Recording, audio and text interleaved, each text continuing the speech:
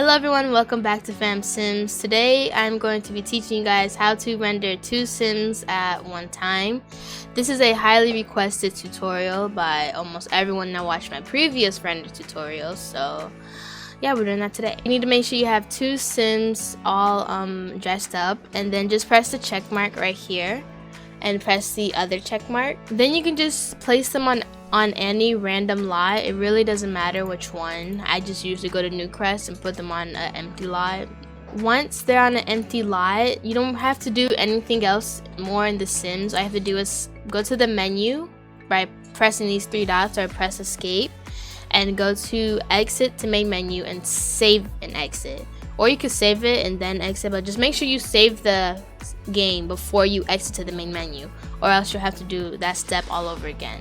But yeah, after you've done that, go to load game and look and see. Okay, once you go to load game, come to this little symbol right here, hover over it, and you'll see that the end of our save is 135. So just keep that in mind for later on, and then go to the Sims 4 Sim Ripper. If you don't know what that is, or you don't know how to download it, I will have a tutorial linked down below in the description. But Sim Ripper is what we use to extract Sims from the Sim 4 into a DAE file for Blender. So yeah, you need that if you want to do this. Tutorial will be linked down below in the description.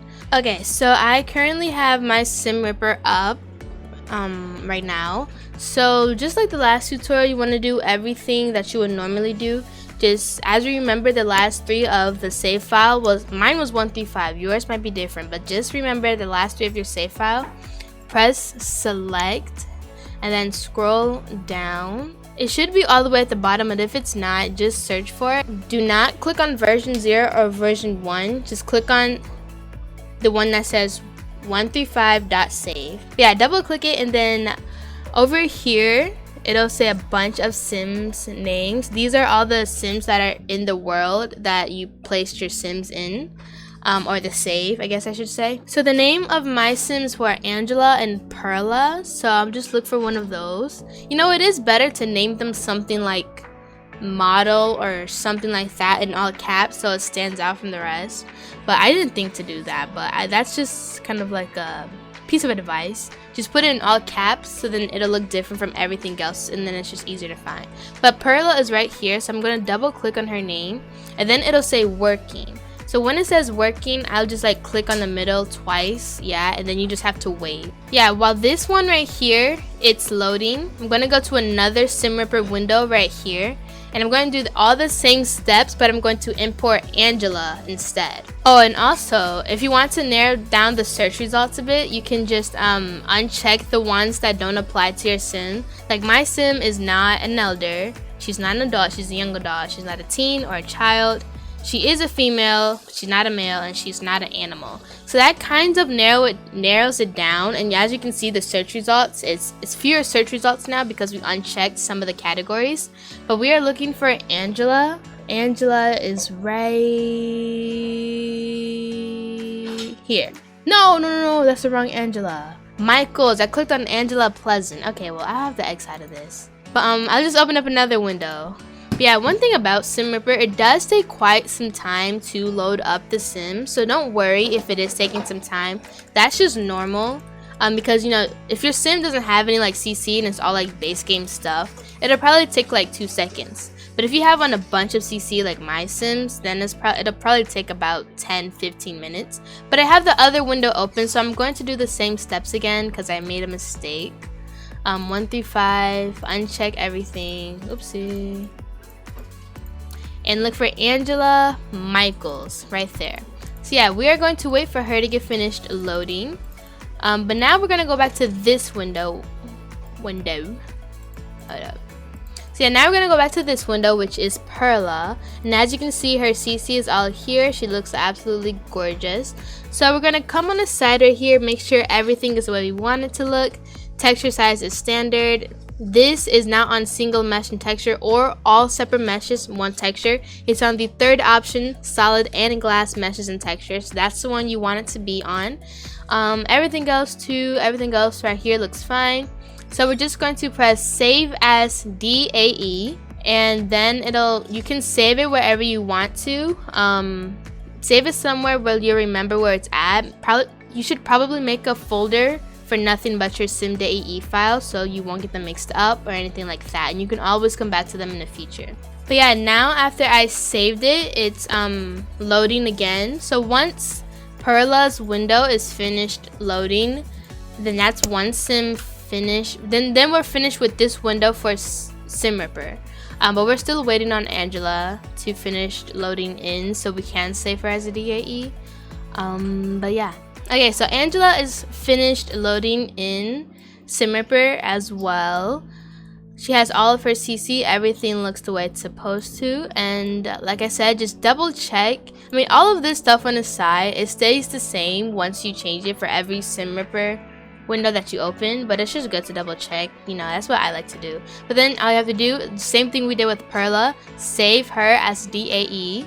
Okay, so Angela is finished loading in SimRipper. So now that both Perla and Angela are finished loading in and we save them as DAE files, we now need to go into Blender 2.8. So yeah, this is Blender 2.8. Once you're in Blender, all you want to do is go to File, Import DAE, and then you just want to navigate to where you saved your DAE files. And once you find them, double click them and they should import into the Blender window. So yeah, so what I did, I went to File, Import DAE, and I imported one. Then I went to File, Import DAE, and imported the other one. That's how I did it. I'm not sure if you could do it all at once, but that's how I did it. But once I have both of them, they should, by default, they should be on top of each other like this. It looks super weird and super creepy. We're just going to delete this cube because it's really unnecessary. And what I like to do as soon as I go in, once I'm in Blender, I like to press 5 on the number pad because it makes everything look better. And it gives me a better angle of everything and how I want to see things. So yeah. But I'm going to click this circle right here. They look really creepy right now, so I want to be able to differentiate the two.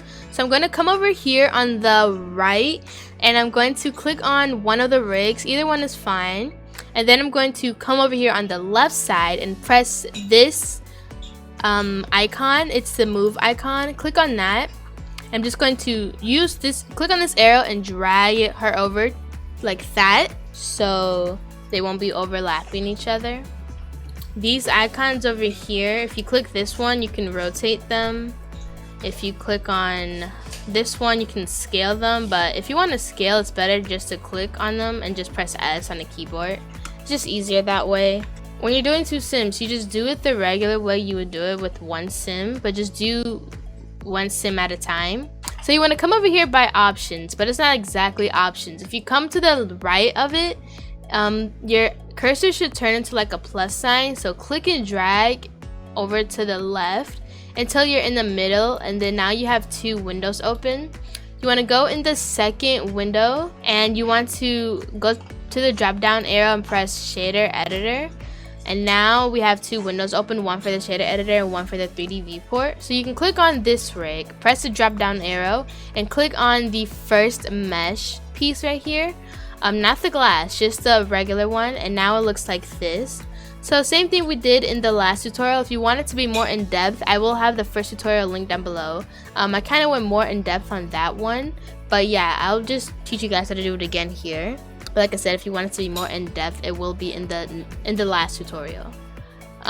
So yeah, you have base color, specular. You put the specular right here. It says color. You want to drag color up to the specular on the principal BSDF node, and then you want to press Shift A and add a mix shader and put it in between the principal BSDF and the material output.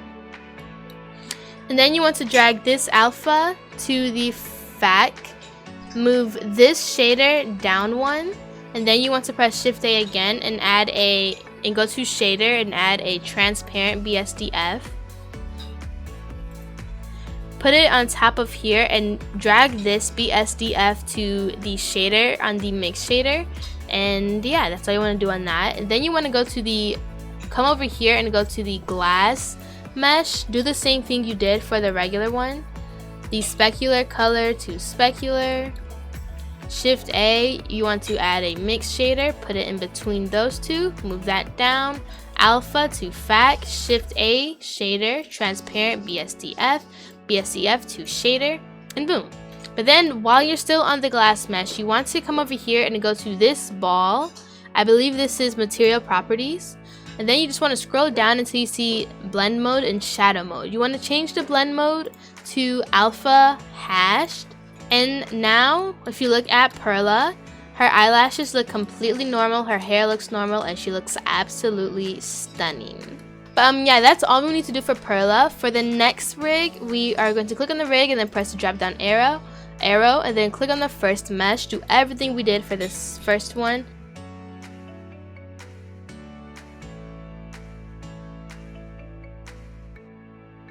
But just always make sure when you're doing a glass mesh that you change the blend mode to alpha hash so everything looks normal. And then yeah, so now we have these Sims are absolute so gorgeous. I'm like in awe right now.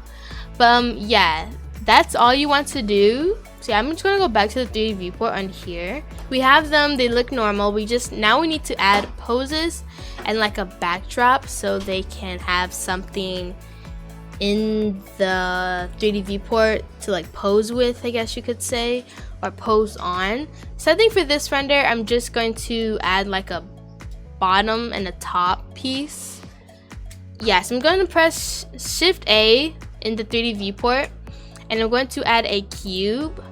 But unlike I think in the last tutorial, I did them inside of a cube. I don't think I want to do that right here. But if you want to learn how to do that, you can just watch the other tutorial. But for this tutorial, I'm going to add a cube. Then I'm going to press S to scale it up some.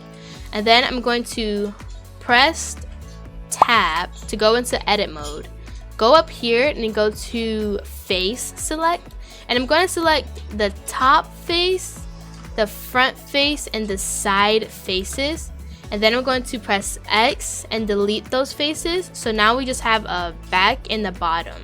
It's kind of like a backdrop, I guess you could say. But I'm going to, this is a perfect size actually. We don't have to do anything more with that. So when we first started this tutorial, we went from this circle to the second circle. Yeah, the second circle is called material preview.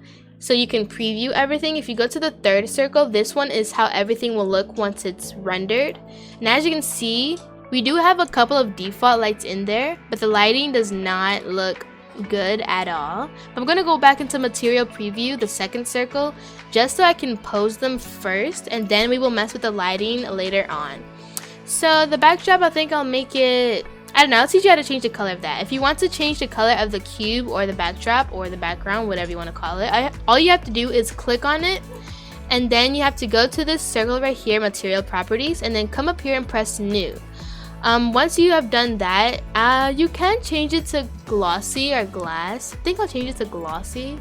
Yeah, and now it's kind of glossy. And then I'll click on color and I'll change it to maybe blue. Maybe like a royal, no. Maybe like something like, something like that, I guess. I don't know. That looks kind of good to me. But we'll keep it like that. And the roughness means like how shiny it is, I believe. So like if I were to go into rendered view over here, as you can see, if I turn the roughness all the way up, you can see their shadows. If I turn it all the way down, you can't see their shadows. So maybe roughness means like shadows? I don't know, but you can play with it and see how much you like it. I think I'll just turn it all the way up. And then I'll go back into material preview, and now we are going to pose them how we want them to look. So I'm going to make this window smaller since we're not working in it for now. And I'm just going to focus on this window. So I'm going to click on the first rig, which is Perla. And like I said, you want to come over here to the left and click on move so you can move them with the arrows. And I'm just going to move her over and probably move her back some so she's closer to the background or the back piece. And then I'm going to go in the second rig, which is Angela, and move her back as well, and just move her over a bit. And yeah, that should be fine until we post them, of course. So now there is a way to pose them yourself, but I think I'll probably do that in another video because that's a whole separate tutorial.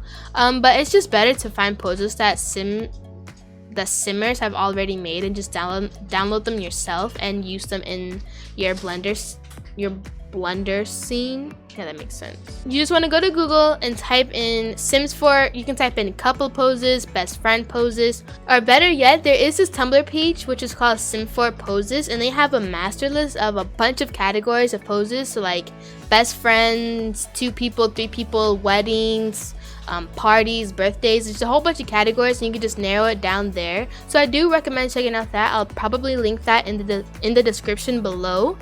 But yeah, that's where I usually go to find my poses, and once I have 2 poses downloaded, I will see you then. Okay, so once you've found some poses to download and you've downloaded them, you need to have Sims 4 Studio to be able to pose them. I do have a tutorial on how to download Sims 4 Studio and what it is exactly, so I will link that tutorial in the description below. But yeah, open up Sims 4 Studio. Oh yeah, once you have Sims 4 Studio up, you just want to click over here and go to My Projects. And then you just want to navigate to wherever you saved the poses. If it's in a zip folder, make sure you extract it from the zip folder. And then you just want to click on it twice. So double click it, and then it should open up a Sims 4 Studio. So yeah, once you double click on it, it should pop up in Sims 4 Studio like this. So you want to go from pose pack to clips, and just go to the one that you want to use. I think I'll just use this one. Yeah, 9 and 10, that is the 2 poses we are going to do. So usually the creators have them marked as to which one is which. So 9, as you can see, is a 2-person pose. So the pose number 9 is for the first girl, and then pose number 10 is for the second girl. Like I said, they usually have them marked. I'm going to click on number 9, and then I'm going to go down here and make sure it's on adult female.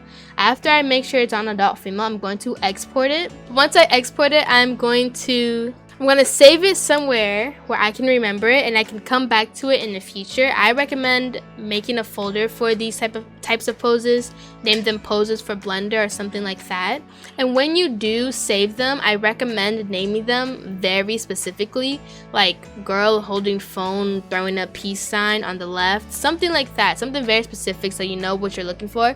And probably put the creator name as well, just so it's as specific as possible and you know what you're looking for, because it's not ideal to keep going and downloading poses every time you do a render. If you have them saved, you can come back to them in the future and just use them over and over again.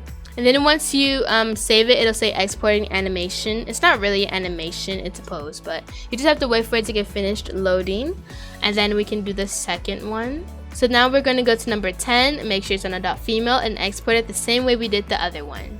So now that both of them are finished, I'm going to minimize Sims 4 Studio and go back into Blender 2.8, and I'm going to, so now we're going to use the first window, because this was technically the first, even though it was made the second time. But we're going to go back into the window on the left, and we're going to go to File, Append. And we're going to navigate to wherever we save the poses at, and once you find them, double click them and they should append into Sims 4 Studio, into Blender. So since we're doing 2 poses, once you append the first one, just go back up to File, Append, and append the second one just like you did the first one. And once you have appended them, nothing is going to change physically in your Blender scene, so you might not see anything, and that's totally fine. But we're just going to come up here to this drop down arrow and click it and go to non-linear animation. So once you did that, or once you have done that, go to the right, click the drop down arrow on one of your rigs, aka one of your Sims, and click on pose. So once you click on pose on that rig, you can see all these weird random dots show up on her body. Click on any one of them, and then you want to press I on your keyboard and click on lock rot right here, which means location rotation. I don't know what it does, but that's what it means. So then once you click on lock rot, on the first window you would see this random thing show up. You just want to click on this gray thing and it'll drop down like that, and then delete this orange strip right there. And yeah, that's what you want to do. And then you want to do the exact same thing for the second rig. Click the drop down arrow, click on pose, and then move over to her. Oopsie. and click on one of the dots. Lock right, gray drop down, delete the orange strip. And yeah, now we can actually get the poses in. So we have both of them selected. I'm going to click on the first rig where it says NLA track. Just click that and then go up here, click on add action strip, and then click on one of the poses. I think I'll have her do number 9. And then these Angela, she can do the other pose, so click on NLA track, add action strip number 10. And now they're both doing 2 very different poses, as you can see. So yeah, we just posed 2 different Sims in Blender. Congratulations. Once you're finished in non-linear animation, just click the drop down arrow again and go back to the 3D viewport on the first window. And I need to save this before I lose my progress, because anything can happen. So make sure you save it while you're doing it, just in case you need to come back to it, or like, I don't know, your computer dies or something. I don't know. But yeah, you need to save it, and once you've saved it and you've left non-linear animation, you might have noticed that you're still in pose mode. You need to go back into object mode and out of pose mode, or else nothing will work right. So yeah, go to object mode, click on the rig, which is my Sim Perla, and I'm going to make sure I'm in move. And then I'm going to click the arrow and drag her closer to Angela, so they're like hugging. Yeah, I think that's actually fitting. Yeah, that's the way it should look. Yeah, so yeah, now they're posed and they're ready for pictures, but we still need to do the lighting. So you need to go from material preview mode and go to rendered mode. And as you can see, you can see the default lights that come with any Blender scene, but we are going to delete those. So just like come over here to the left in this window right here. It should say lamp and lamp 1. Just right click on them and press delete. And this light right here, we don't want any of it. If you want to import a light into Blender, you just have to press Shift A, and then this window will show up. This is how you add basically anything, a camera, a light, an image. Yeah, if you want to add, just press Shift A, and then we are going to go down to light. I like to use all of these actually. It really depends on what I'm doing, textures or anything like that. But I used to never use the sunlight in Blender, but the sunlight I have noticed in recent days, I guess. I've noticed recently that the sunlight is actually a really good tool to use because it just looks super realistic. But yeah, I used to never use it, but now I use it all the time. So once you have the sunlight in there, you can click on the rotation and the move icons, and you can just like use the arrows to like move it. It's best to just play around with it and see what you like the best, honestly. I've noticed that the move doesn't really change anything. It's all in the rotation. It's all in the angle, you know? But yeah, that looks pretty good. I'm going to come over here to the right, and I'm going to go into this light bulb right here, which is object data properties. I'm going to click on that, and I'm going to make the strength a little higher. You can also change the color. That you can make it like green if that's what you're into. You can make it yellow, you can make it blue, but I think I'll keep it the default color. And yeah, specular, I'm not sure what that means. Oh, that's what the specular does, so play around with that if you want to. But right now we're in Eevee. Like I don't do my renders in Eevee because they look absolutely gorgeous in Eevee, but Cycles is just 100,000 times better. If you have the patience and if you have the time, I do recommend using Cycles over Eevee because it's just better quality and you'll be better satisfied. But Cycles does take a longer time, like I've mentioned before. So if you don't really like have like a lot of time, then you can just use Eevee. But Cycles is way more realistic in my opinion. But so we're going to change the render engine from Eevee to Cycles and give it a second, and that is how it looks in Cycles. Because when you're in cycles and you're just like, whenever you move in cycles, it renders everything. So like if you move even like a centimeter to the left, you'll see like it'll show a bunch of particles and stuff. That's because it's like rendering, essentially. So if you're in cycles, right, and you don't want it to keep doing this, you can always go back to material preview mode and it won't do that if you want to. But yeah, I don't know why her dress is showing like that.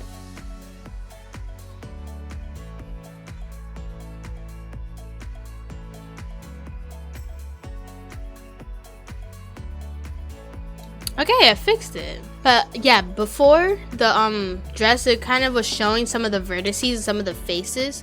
So what I did was I went into edit mode. I clicked on the mesh right here, not the glass mesh, but her regular mesh. The glass mesh is hair and eyelashes, and anything that's not hair and eyelashes falls under the first regular mesh.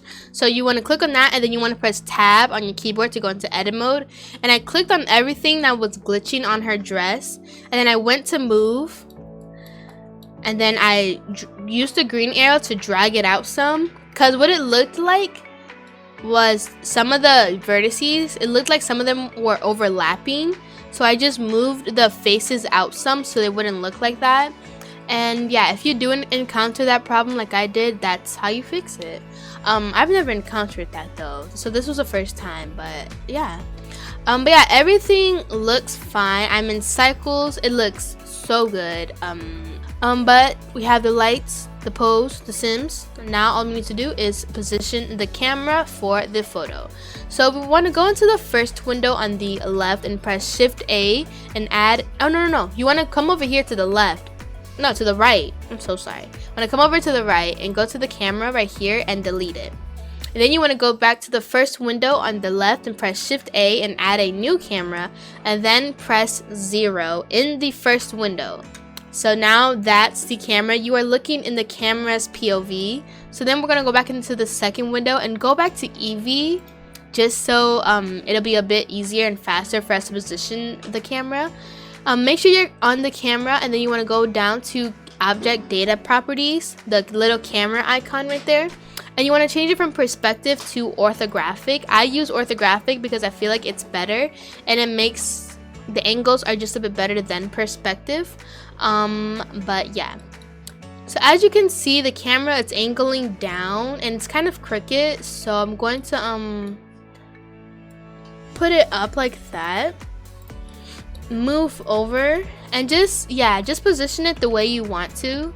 If you want to like scale it down, you can go back to object data properties and go to orthographic scale and move it up or down the way that you want to. And if you want to see how it looks from the camera POV and how your picture will look, you can just go back into the first window and look over there. Anyways, yeah, and just position it the way you want to. I think I'm looking up a bit too much. Let's say you're taking this picture of Instagram and you want to change the dimensions. You can always go up to output properties and change the dimensions if you want to. You can drag them to different dimensions if you want to. I think I'll just change this to 1280 by 720. That's YouTube thumbnail sizes, and I'll keep it like that. Well, yeah, if you're taking this picture for Instagram, I do recommend changing the dimensions to 1080 by 1080 because that's a perfect square, and that's the Instagram default sizes if you're doing that. But I'm going to change mine to 1280 by 720, and then I'm just going to continue to position it until I get it the way that I want to. Zoom in some more.